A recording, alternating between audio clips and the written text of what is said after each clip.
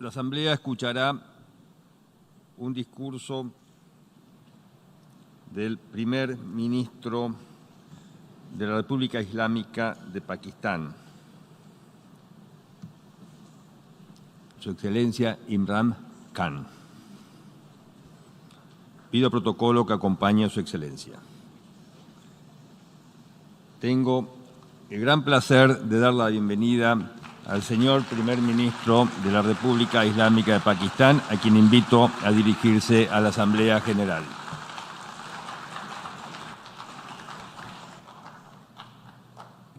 Bismillah ar-Rahman ar-Rahim. Iyyaka na'budu wa iyyaka nasta'in. Mr. President, Honorable Secretary General, Excellencies, ladies and gentlemen,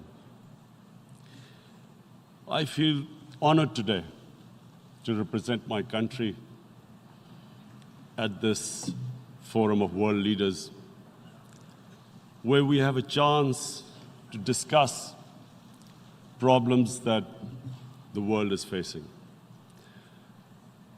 I want to talk about a lot of problems, but just 4 today.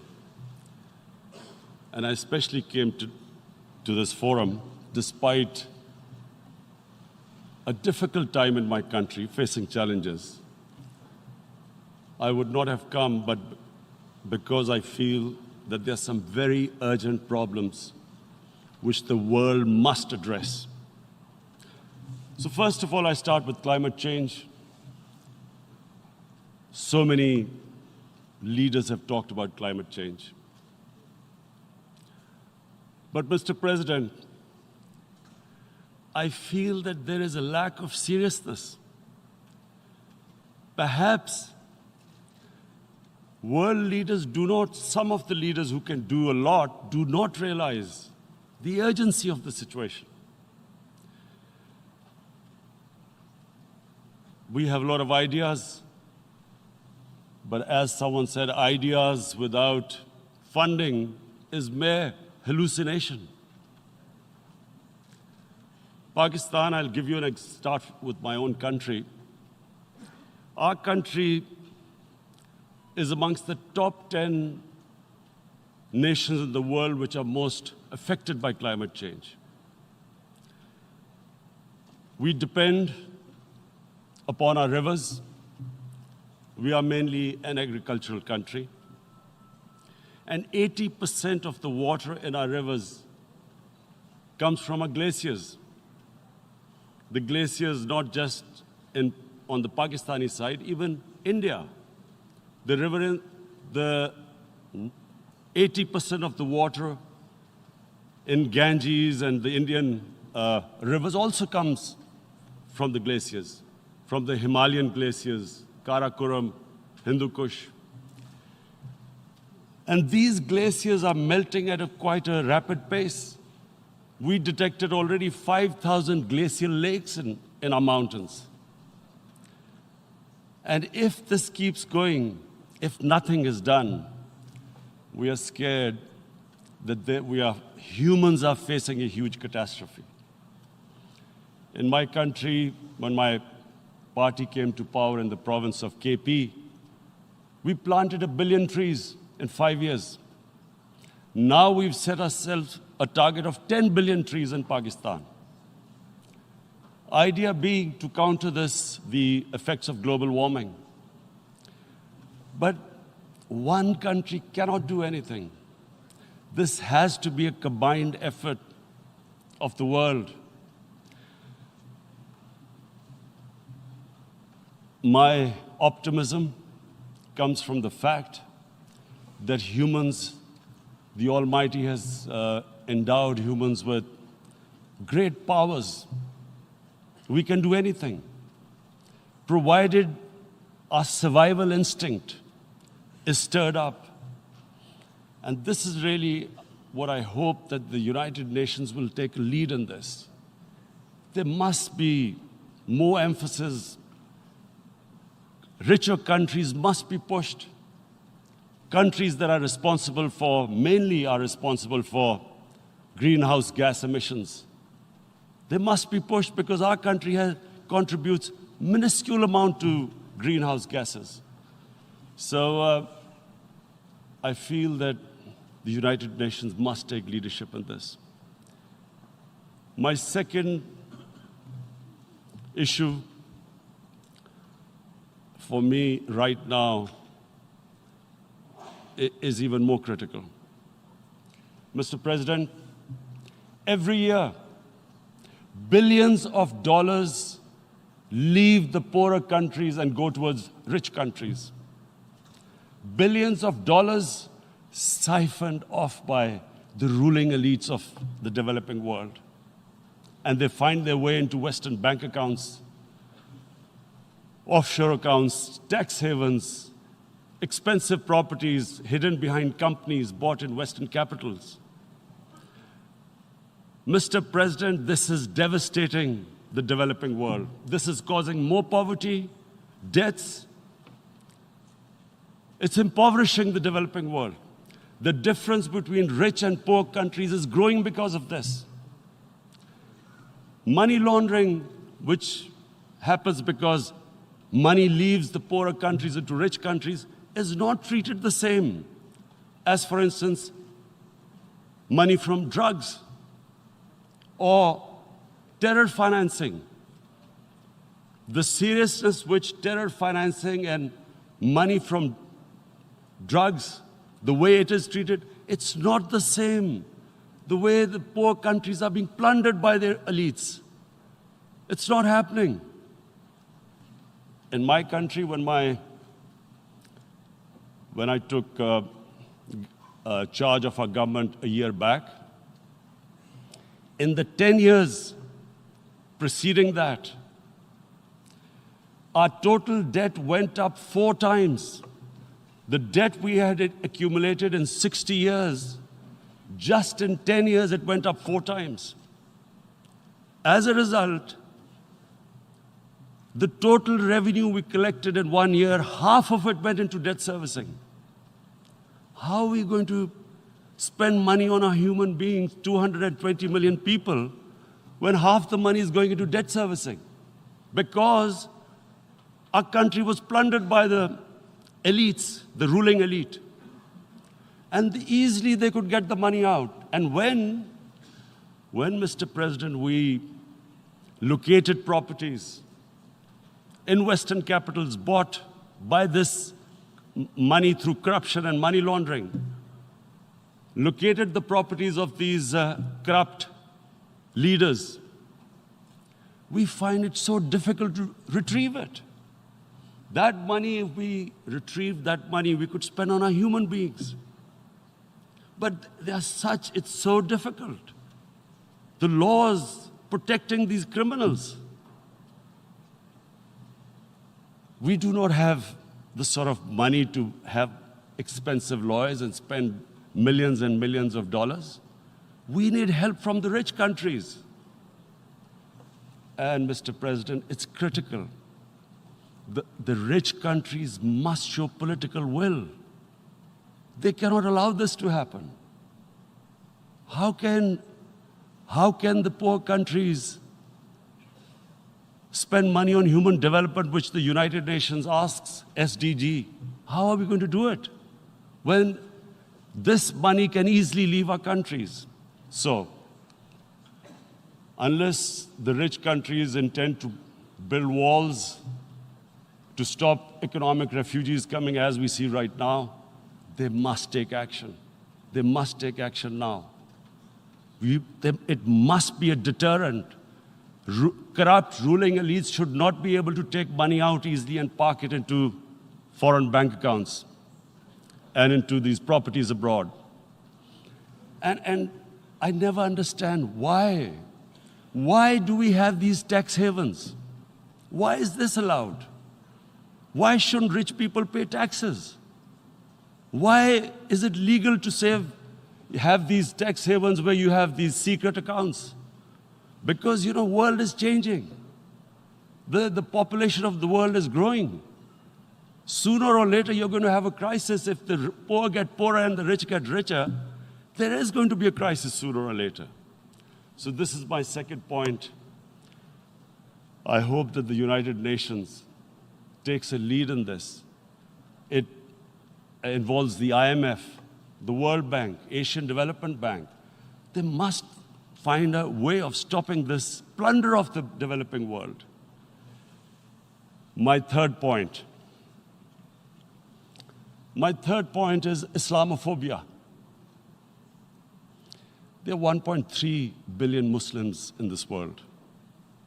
There are millions of Muslims living in other countries, European countries, and the US as minorities.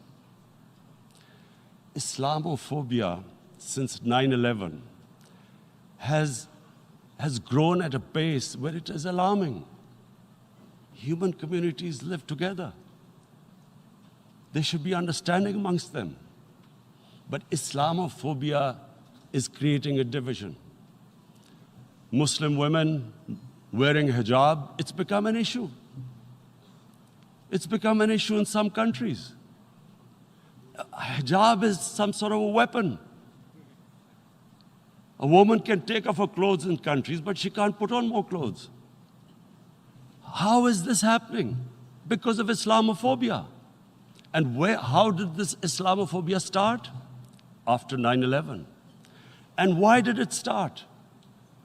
Because certain Western leaders equated terrorism with Islam. Islamic terrorism. Radical Islam. What is radical Islam? There is only one Islam. And that is the Islam we follow of Prophet Muhammad sallallahu alaihi wasallam. There is no other Islam. Radical Islam, Islamic terrorism, what message did they send to people in the West? And why is there Islamophobia? How is a person in New York, in the Midwest, in the US, in European capital, how is he going to distinguish between who is a moderate Muslim and who's a radical Muslim? Because terrorism has nothing to do with any religion. This Islamic terrorism, Islamic radicalism, and sadly used by leaders, this has been the main reason for this Islamophobia. And it has caused pain amongst Muslims.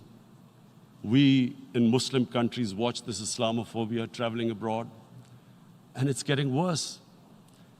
And may I just say, Mr. President, that in European countries, it is marginalizing Muslim communities.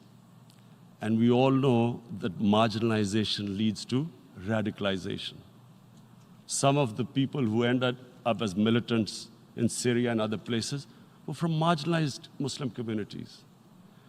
And my point here is that we must address this issue. I'm sad to say that we Muslim leaders have not addressed this issue either. After 9/11, when this thing came about war against radical Islam, rather than Muslim leaders trying to explain to the West that there is no such thing as radical Islam, in all human communities, they are radicals. They're liberals and rest are moderate. All human communities, Christians, Jews, everyone has it. But Islam is not radical, neither Judaism, neither Christianity, neither Hinduism. No religion preaches radicalism. The basis of all religion is compassion and justice, which differentiates us from the animal kingdom. But unfortunately, the Muslim leadership was so scared of being called radical Islam that all of them became moderates. In Pakistan, we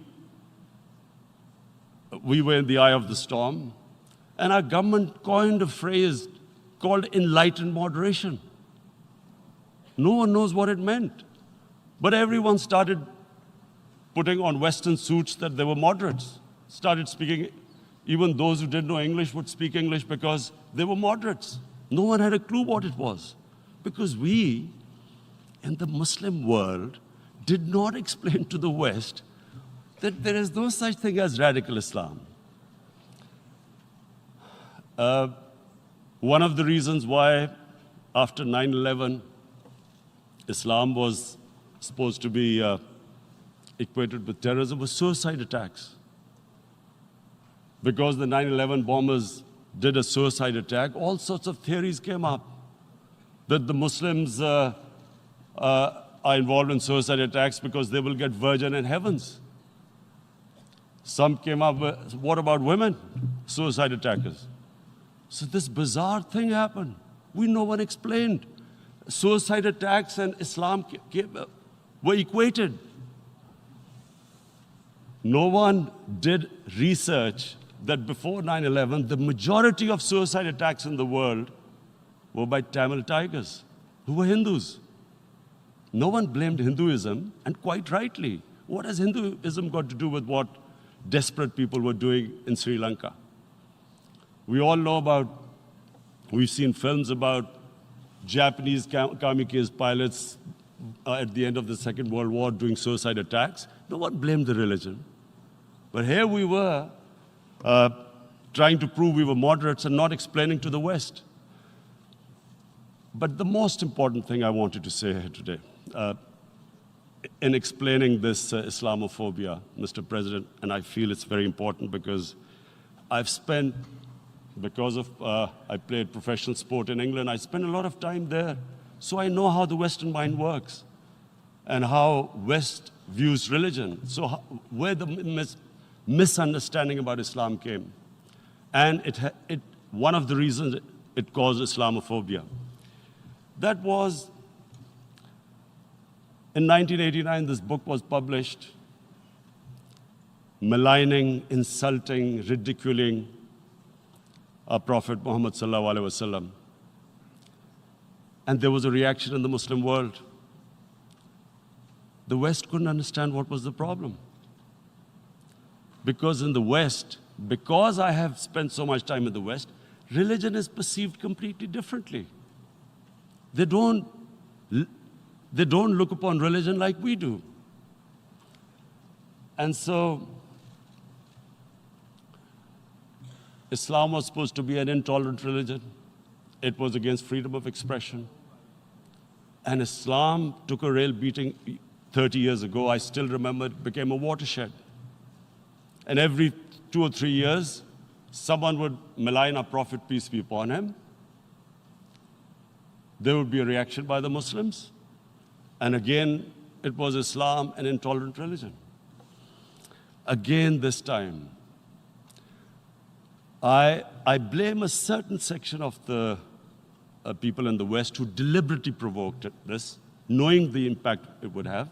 But the majority of the people in the West didn't understand. This is where, again, Muslim leadership let the Muslims down. We should have explained to them what our Prophet, peace be upon him, means to us. So in 1 minute, I'll try and explain what he means to us. Our Prophet was the witness to the divine book, the Holy Quran. The Holy Quran is the book of guidance for Muslims, and the Prophet's life was living the Quran. He was an example of what the Quran guided us to be. So he is the ideal we all try to get to.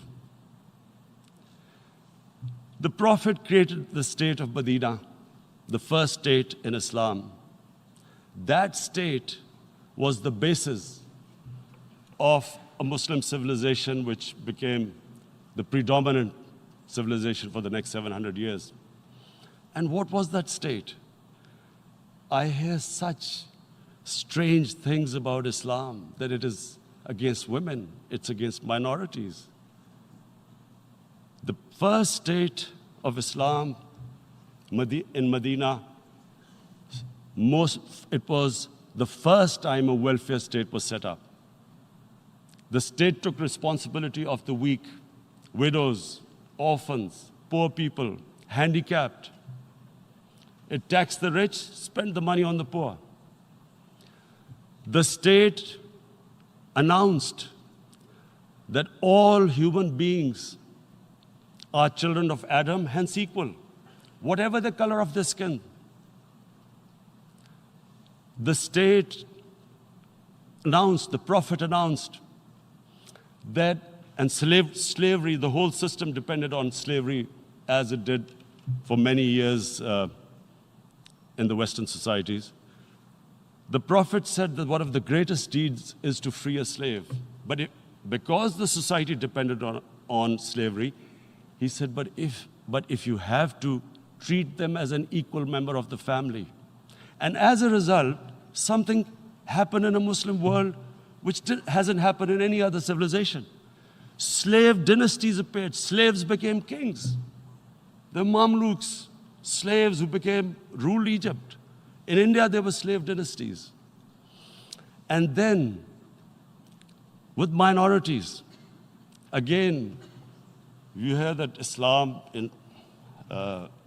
is supposed to be against minorities. Let me just make this clear. In Islam, the Prophet announced that everyone was free to practice his religion. It was a sacred duty to protect the places of worship of all religions. He announced that every person is equal in front of law, whatever his religion or his color. And this incredible case, and I always quote this, that the fourth Khalifa, the head of state of Medina, he lost a court case against a Jewish citizen. So, number one, it showed there was a rule of law, no one was above law. And number two, that a Jewish citizen was an equal citizen. So, Mr. President, when a Muslim society is unjust to its minorities, it is going against the religion of Islam and our Prophet, peace be upon him. So, it is important to understand this. The Prophet lives in our hearts. When he's ridiculed, when he's insulted, it hurts. As we human beings understand one thing, the pain of the heart is far, far, far more hurtful than physical pain. And that's why the Muslims react. And I always thought that if I ever had the stage, I would try and explain this to the world community, especially to the Western community, because having lived in the Western community, people didn't understand this. When I first went as a teenager to England, there was a comedy film on Jesus Christ. It's unthinkable in Muslim societies. So we need to explain that, look, in a human community, we must be sensitive to what causes pain to other human beings. We have, in the Western society, and quite rightly, the Holocaust is treated with sensitivity because it gives the Jewish community pain. That's all we ask. That do not use freedom of speech to cause us pain by insulting our holy prophet. That's all we want. And now, the number fourth point, Mr. President, and this is the most critical point, is the reason why I especially came here. It is about what is happening in Kashmir. Before I go on this, I want to make one thing clear, that when we came to power, my first priority was that Pakistan would be a country which will try its best to bring peace. We had been through this war on terror. We joined the United States war on terror after 2001. And Pakistan went through one of its worst periods where 70,000 Pakistanis died and over 150 billion was lost to our economy.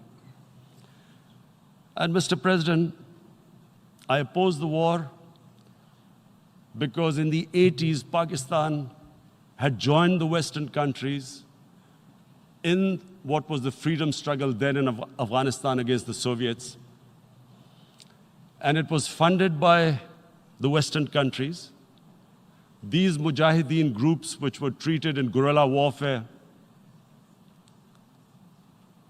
were trained by Pakistan Army, funded by the Western countries, and especially US, and they waged what was a freedom struggle in Afghanistan. The Soviets called them terrorists. We called them freedom fighters. 1989, the Soviets retreated. The Americans packed up and left. Pakistan was left with these groups. Come 9/11, Pakistan joined the United States in this war on terror. And now our government was supposed to, the reason why I opposed joining this war, because here we had indoctrinated them in jihad, meaning freedom struggle against foreign occupation. Now, because we had joined the US, and the US had occupied Afghanistan, now we were supposed to tell them that, no, this is not freedom struggle and jihad, it's terrorism. So that's why I tried to tell then government that, stay neutral because you will have leverage over them. You will be able to control them. But if you join them, you become collaborators and they will attack you, which is what happened. They turned against us. We went through a nightmare. 70,000 people killed in a war we had nothing to do with. No Pakistani was involved in 9/11. Taliban were in Afghanistan. Al-Qaeda was in Afghanistan. What had we to do with it? 70,000 Pakistanis died. So when we came to power, we decided that we would dismantle what was left of these groups. And this decision was taken not just by us, but by all the political parties in Pakistan. Unfortunately, they didn't implement it. So we came to power, we decided to implement it, and we dismantled whatever was left of the groups.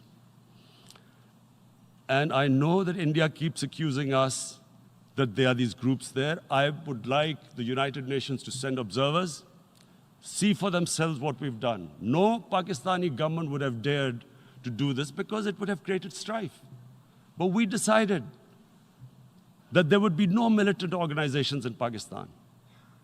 So I need to give you this background and to what I'm going to say later on. And secondly, we started mending fences. I invited the Afghan president. We developed a relationship with Afghanistan. We had problems with Iran. We mended fences there. And then India. Now let me just give you a little background about my relationship with India. Because of cricket, and cricket being it's a passion in the subcontinent, I had great following in India. I have friends in India, and I loved going to India. So immediately, when my party came to power, the first thing we did was to immediately reach out to India. And I spoke to President Modi and I said, look, we have similar problems. Climate change, poverty, let's get together. Let's resolve our differences through trade. Let's build a relationship on trust. Prime Minister Modi told me that, there were terrorist attacks from Pakistan. I said, we have problems with you. There are terrorist attacks which we know are instigated by India in Balochistan. We caught a spy, Kulbhushan Yadav, who admitted what the sabotage going on in Karachi and Balochistan. So we said, look, let's leave that behind. Let's move forward. Our main priority should be our people. The highest number of poor people live in the Indian subcontinent. Unfortunately, didn't make any headways. Our foreign ministers were supposed to meet on this in the UNGA last year. India canceled it. We thought that it's their election coming up. It's a nationalist, ultra-nationalist party. It doesn't want to cozy up to Pakistan. So we thought, okay, we'll wait till the elections. Meanwhile, a 20-year-old Kashmiri boy, whose father said was radicalized by the security forces in Kashmir, blew himself up on an Indian convoy. Immediately, India blamed us. I spoke to the Indian public on television. I said, if you give us any iota of proof, we will immediately take action, because we've clamped down on these groups. Rather than sending us any proofs, they sent their jets in, they bombed us. We retaliated. A jet, 2 of their planes were shot down, 1 pilot bailed out in Pakistan. We immediately returned the pilot, saying that, look, we do not want any escalation. Rather than taking that as a peace gesture, the entire campaign, almost the entire campaign of Mr. Modi in the election was how he had taught Pakistan a lesson that jets had killed 350 terrorists. Complete lie. They had just killed about 10 trees of ours, which was quite painful given that, we are growing all these trees. He then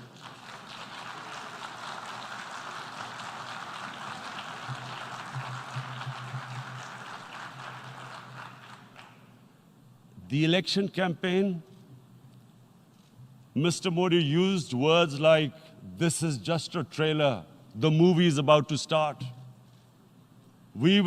I went into Pakistan and taught them a lesson. This was the election campaign. Okay, so we thought, us politicians make all these statements to win elections. So, okay, after elections, we'll get back to our normal relationship. Well, the moment the elections ended, we approached India, no response, but then we discovered they were trying to push us in the FATF blacklist to bankrupt us. That's when we realized there was an agenda. And that agenda became obvious on the 5th August when India went against 11 United Nations Security Council resolutions, which say that Kashmir is a disputed territory and the people of Kashmir have the right of self-determination. They went against that. They went against Simla Accord, which is about bilateral, sorting out our differences through bilateral means, went against that. They actually went against the Indian Constitution. Illegally, they revoked Article 370, which gave Kashmir the special status. They got an extra 180,000 troops there. Total number of security forces in Kashmir now are 900,000. And they put 8 million people of Kashmir under curfew.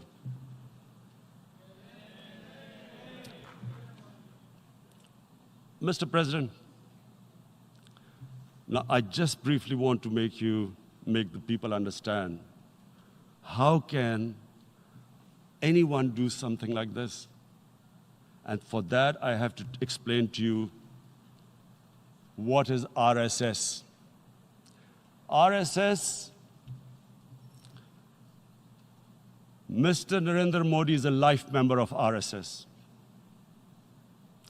RSS was an organization that was inspired by Adolf Hitler and Mussolini, came about in 1925. They believed in racial purity, racial superiority. They also believed they were an Aryan race like the Nazi believed they were an Aryan race. All that I'm saying can be verified. This is the time of information revolution. You can Google all this, what I'm saying. But it is very important for me to explain this to you so you know what is happening in India.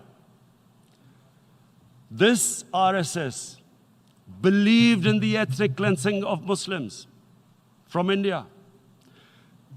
At one point, there was racial superiority of the Hindu race. Secondly, it was hatred for the Muslims and for the Christians, because they believed that this golden age of Hindu civilization was stopped because of Muslim rule centuries back and then the British rule of India. So it was racial superiority and hatred for Muslims and Christians. This is openly stated. You look at the founding fathers of RSS, Golwalkar and Savarkar. Just Google them and you'll find out. And this ideology of hate is what murdered the great Mahatma Gandhi in 1948. It was this ideology of hate that made Narendra Modi in 2002 do a pogrom against Muslims in Gujarat when he was the chief minister. He allowed 3 days for these RSS goons who were inspired by the Hitler brown shirts. They actually wear brown shirts. This RSS, the Congress Home Minister gave a statement that in RSS camps, terrorists are being trained. And these terrorists butchered 2,000 Muslims and 150,000 Muslims were made homeless. Narendra Modi could not travel to the US because of that. And I need to make you understand this background before I explain to you that what sort of a mindset would lay siege to 8 million people with 900,000 troops. Women, children, sick people, locked in as animals. In fact, of what I know of England, if 8 million animals were locked in, the RSPCA would have made a lot of noise about it. These are human beings.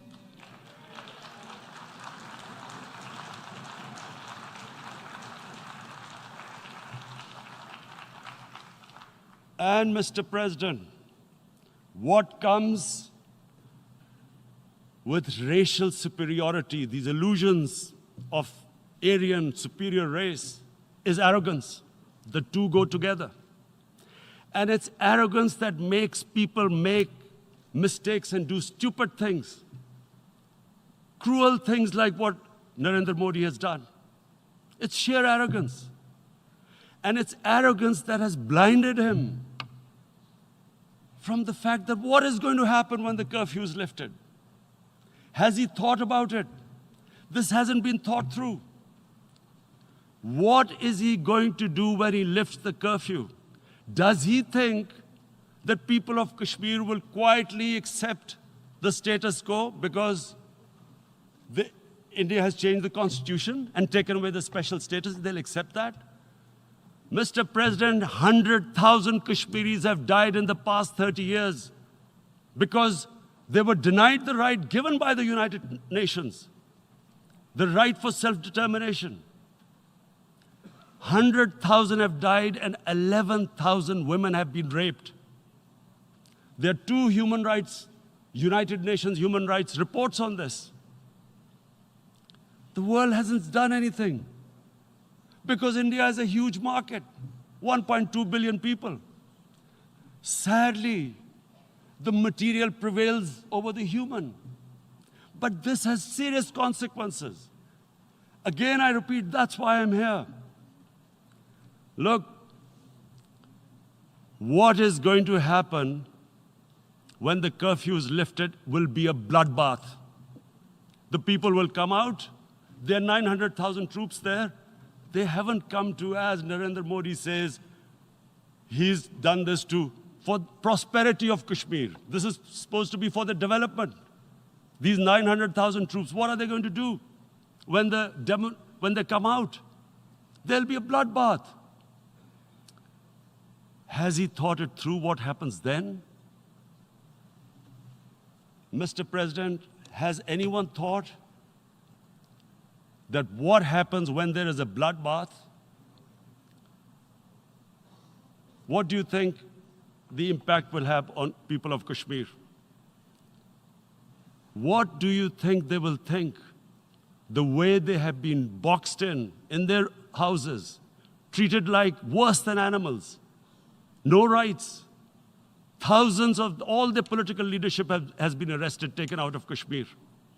Even those Kashmiri leaders who were pro-India have been taken out. 13,000 boys have been picked up and taken to God knows which destinations. So what do they think? What will the people of Kashmir do when they lift the curfew? They will be out in the streets. And what will these soldiers do? They will shoot them. They've already used pellet guns, blinded young boys. In the last 6 years, the 5 years, the oppression that has gone on in Kashmir. And so, Kashmiris will be further radicalized. Mr. President, there will be another Pulwama. And guess what? India will blame us. They're already blaming us. They're saying all this is happening because of Pakistan. One of their defense ministers said, there are 500 terrorists lined up on the border to go in. Why would Pakistan send 500 terrorists when there are 900,000 troops? What impact are they going to make? What will they do? And why don't we know that the moment there is some terrorist attack, all that will happen is there'll be further cruelty and oppression of the people of Kashmir.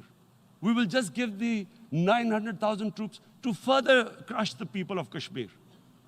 And then we'll give the Indian government an excuse that, look, Pakistan is a terrorist state, and this mantra that has gone on, Islamic terrorism. The moment you use this catchword, Islamic terrorism, the whole world turns away. No one talks about human rights. You can do whatever you want, which is what has happened in Kashmir, because they keep using this word, Islamic terrorism. And this is what they're doing right now. What do we benefit from further increasing the cruelty on the people of Kashmir? And why would we want this? But there is no other narrative left for India. As when they lift the curfew, whatever happens, Pakistan will be blamed, and there is always a danger of another Pulwama. They might come and bomb us again, and then another cycle might start. And what does Narendra Modi think? That 180 million Muslims of India are thinking right now. Aren't they watching these Kashmiris stuck inside for 55 days they've been stuck in? Aren't they watching? What do you think? Don't you think that the Muslims will be radicalized in India? And I'm talking about 180 million people. And when they get radicalized, there will be some incident in India somewhere down the line. Again, we will be blamed. And I'm warning you right now, again, we will be blamed. And Mr. President, what about 1.3 billion Muslims who are watching this? And they know that it is only happening in Kashmir because they're Kashmiri Muslims. This is not happening to Kashmiri Hindus. They know that this is happening because of their religion. So what do you think they will be thinking? What do you think the Jewish community would think if they were, forget 8,000 Jews stuck like this? What do you think Europeans would think? What do we think? I mean, any human community, if their members are stuck like that, what do you think they will think? Are we a children of a lesser God? Is it not going to cause us pain? And then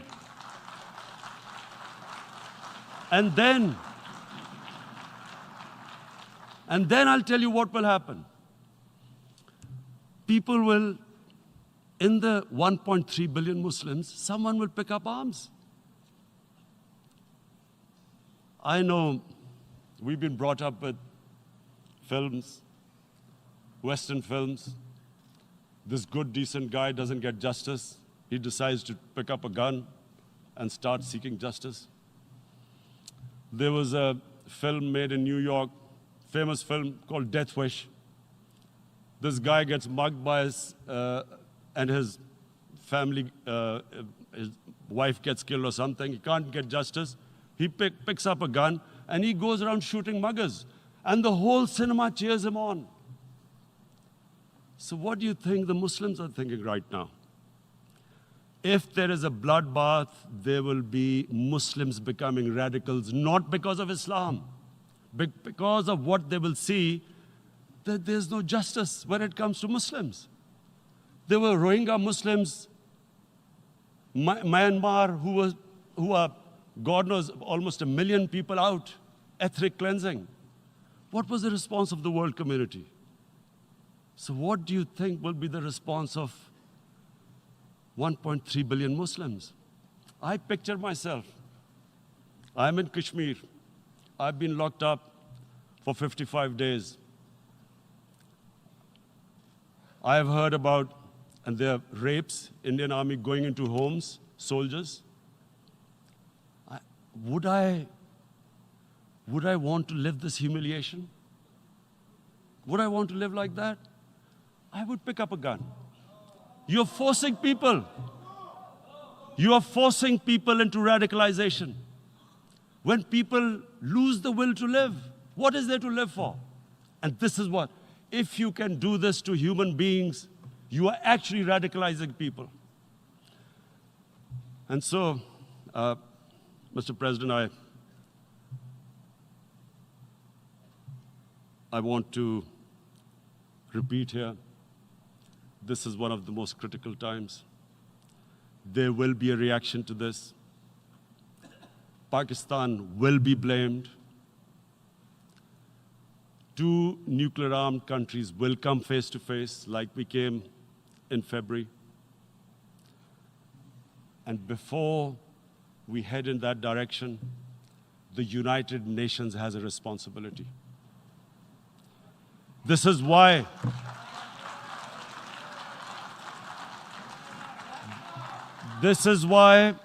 the United Nations came into being in 1945.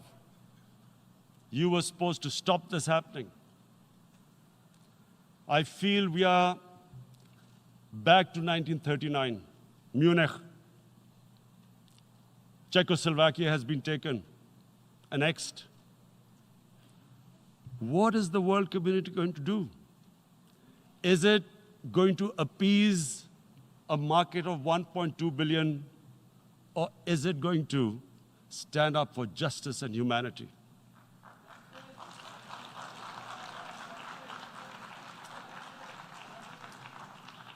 If this goes wrong, you hope for the best, but be prepared for the worst.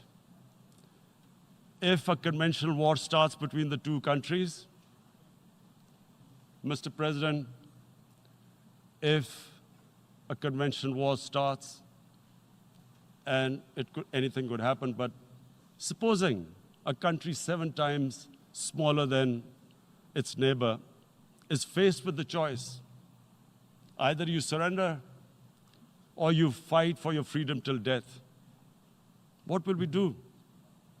I ask myself this question. And my belief is, La ilaha illallah, there is no God but one. And we will fight. And when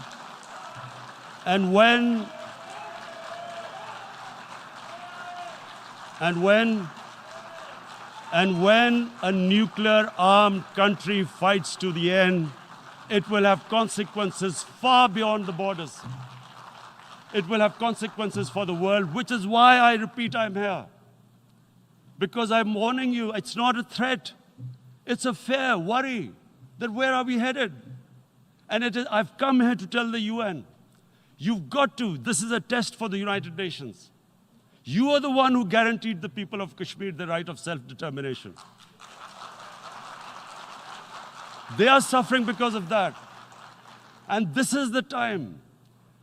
This is the time not to appease like in 1939 appeasement took place. This is the time to take action.